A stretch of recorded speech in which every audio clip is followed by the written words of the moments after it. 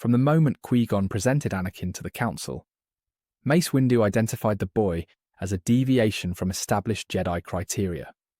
The Council possessed a strict developmental model built around emotional separation and gradual training from infancy. Anakin did not match that model, so Mace categorized him as an exception. Exceptions are not integrated into systems, they are monitored. Mace treated Anakin as a variable rather than a member of the Order. When the Council initially considered Anakin's training, Mace evaluated potential risk instead of potential growth.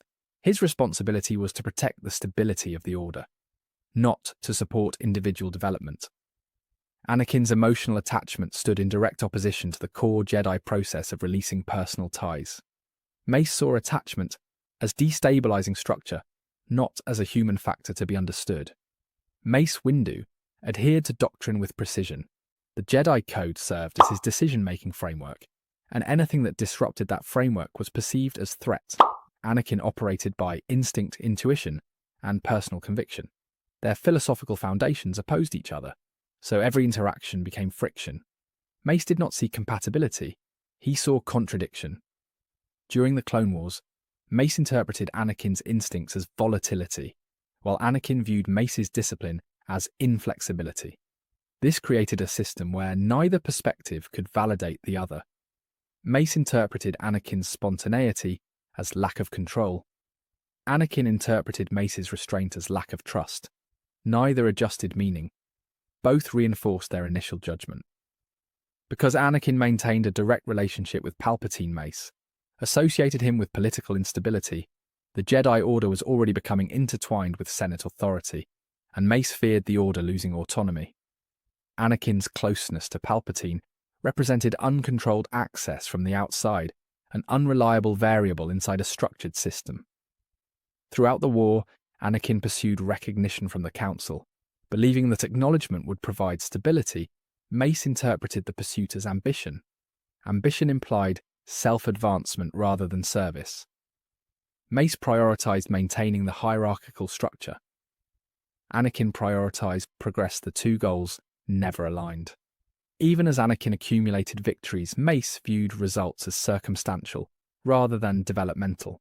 No amount of tactical success replaced the early conclusions Mace formed about him. The Council reviews outcomes to assess growth, but Mace reviewed Anakin through the lens of risk. Anakin changed, Mace's perception did not. Anakin expected mentorship, but Mace operated on evaluation. Jedi Master's Guide through clarity and distance. Not personal attachment. This method works when the student accepts the structure. When Anakin sought personal reassurance, Mace defaulted to order and protocol. Their communication model lacked compatibility from the start. Because Mace never reassessed Anakin's progress, he locked him into a static identity. The frightened child from Tatooine remained the reference point, even when Anakin became a general in the war. This prevented recognition of maturity and prevented Anakin from viewing the Council as a source of support or advancement.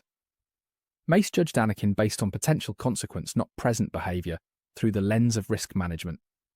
Anakin represented instability in a system that demanded predictability. Mace viewed the Force as something requiring structure and restraint.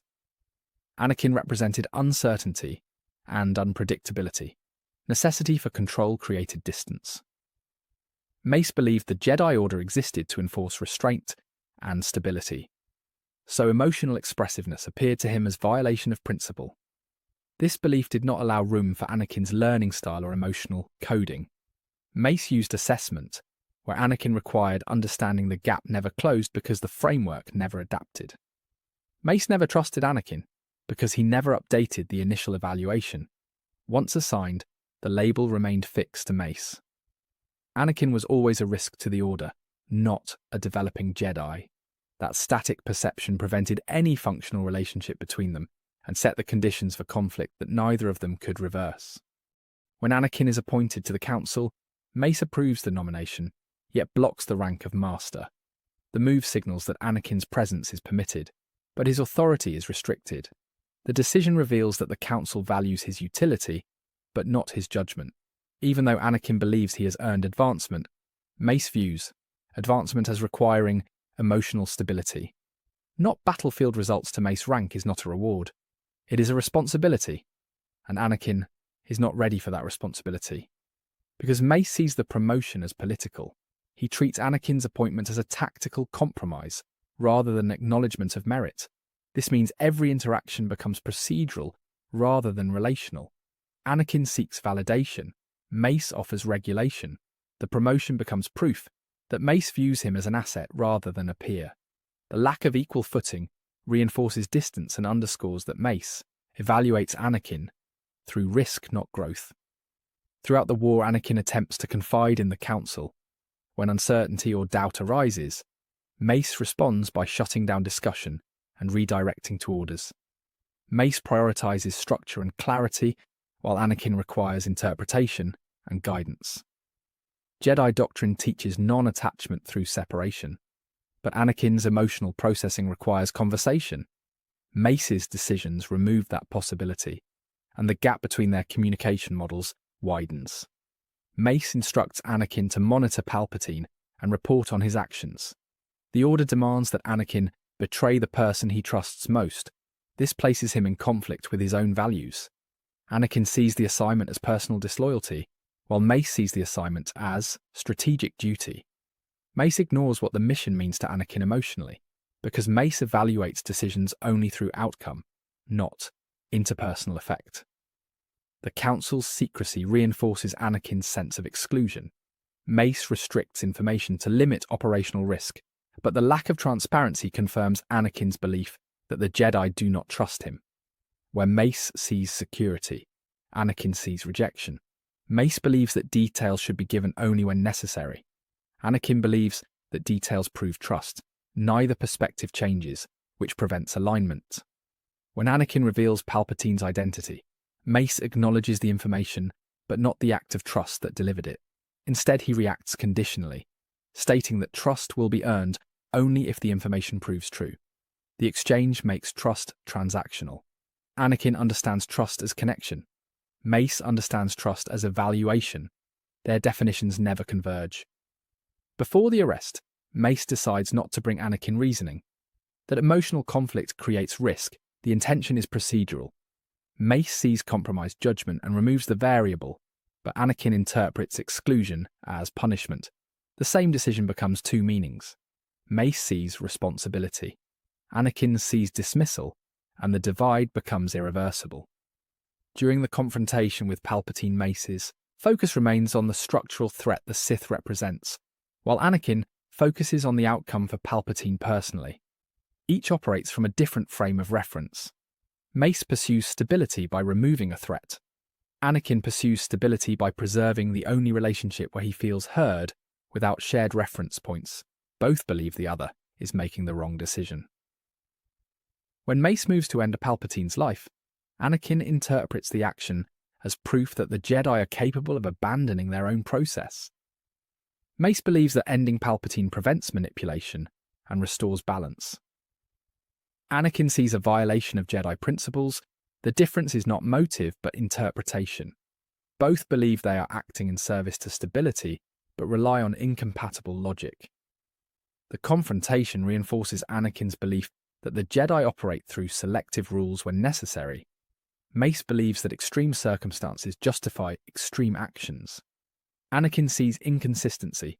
Once Anakin believes that the Jedi manipulate principles based on convenience, the framework collapses. Trust cannot exist, where consistency is absent, and inconsistency becomes evidence rather than perception. Anakin intervenes because he believes that preventing the execution maintains fairness, not because he intends betrayal. Mace sees interference. Anakin sees correction. This final moment is where every previous misalignment converges. Mace protects structure. Anakin protects connection.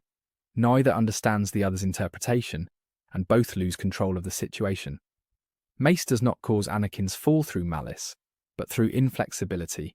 His leadership model relies on assessment and distance, while Anakin requires guidance and connection. Distrust produces isolation. Isolation produces vulnerability, and vulnerability makes influence possible. Anakin needed mentorship, Mace offered evaluation, and the disconnect created an outcome neither intended. Thank you for watching. Be sure to like, subscribe, and hit that share button. My main channel is Critical Analysis Hub, where I post Star Wars content about the movies. My secondary channel is Critical Analysis Hub Plus, where I focus on the shows of Star Wars. And my third channel is Critical Analysis Hub XP, where I post comic books. Be sure to take a moment and check them out. Thanks, and may the Force be with you.